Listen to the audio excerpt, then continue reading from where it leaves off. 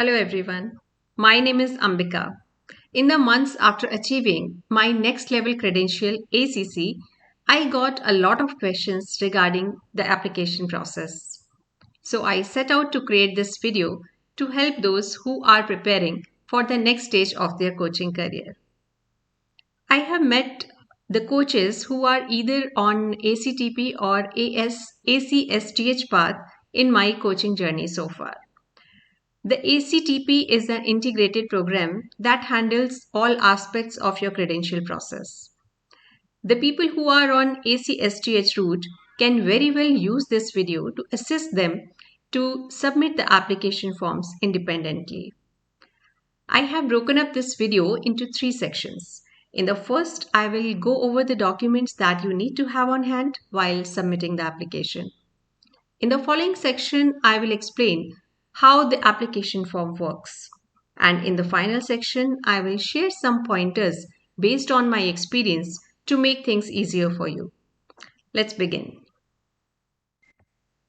Here is the list of documents that you should keep on hand. Number 1, your best session recording. Number 2, the transcript of the same recording. Number 3, coach training certificate. Number 4, mentor certificate. And number 5, client coaching log.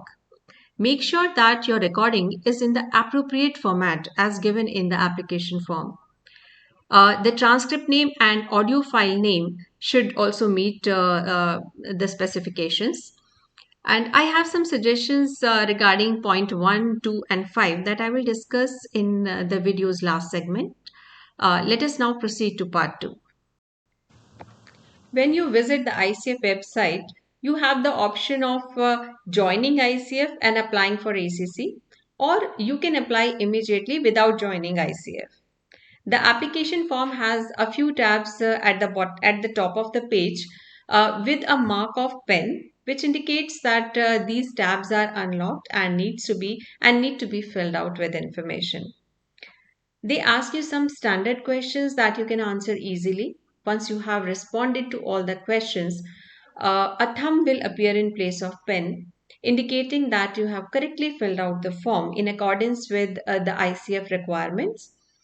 With the exception of one tab, client coaching experience, which will show a green tick rather than a thumb. There are some checkboxes in this tab that correspond to your coaching experience in terms of paid and pro bono hours, but you won't be required to submit the coaching hour log. I suggest you that you must have an authentic record of it in case they go for a random audit. Once you have submitted all the paperwork, you will be prompted to make a payment. Since this payment has to be done in dollars, make sure that your payment methods support international payment. You can either pay in full or in installments. If you want to go deeper on this, please visit my blog. I have shared the link in the description box. So here the application process is finished. Once your submission has been completed, you will notice that CKA tab is still locked. CKA stands for Coach Knowledge Assessment, which has been replaced with the ICF Credentialing Exam, which can only be accessed when your application is approved. The process of reviewing the application typically takes 14 to 18 weeks. And when it is approved, you get an information through an email stating that you are eligible to take the exam. This exam needs to be completed in one sitting, and you will have 60 days to schedule and complete the exam. 3 hours will be given to complete this exam, and you will get your scores immediately after finishing the exam. Here you might have two questions. What if my application is rejected? Or what happens if I do not get passing scores in my credentialing exam? I request you to check out my blog to find answers to these questions. So that's all about how it works. Let's get to the next and final section of the video. In this section, I'm going to share some tips with all of you. So my first suggestion to you is to record and evaluate all of your sessions If you are close to completing your 100 hours, make sure that you are hitting all necessary markers. The length of your session is somewhere between 20 to 60 minutes. Your conversations are clear, audible, and you're using only first names in the coaching conversation. Number two, you can obtain a transcript either by using free software or professional assistance. I suggest you hire a pro to complete the task. I'm going to share a couple of numbers in the description box, and these people are highly professional and deliver a good quality of work within 4 to 5 days at a reasonable price. Make sure that timestamps are also included in the transcript. Number three, I suggest you go through the practice test available at Coacharya website. Your credentialing exam will have all scenario based questions, case studies. So this mock test, mock test, will give you a feel of real time test.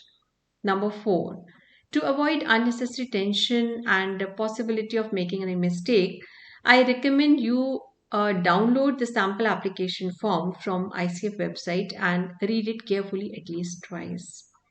The application form for ACTP and ACSTH are different, so please download your form carefully. Next, it would be great if you keep all the necessary documents readily available on the desktop. No last minute changes are advised. Last but not least, it would be great if you begin sending your consent emails to your peer coaches and clients as soon as possible.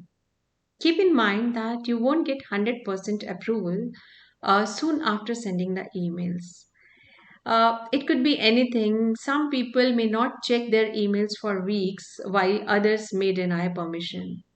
So it should not be the last thing you do.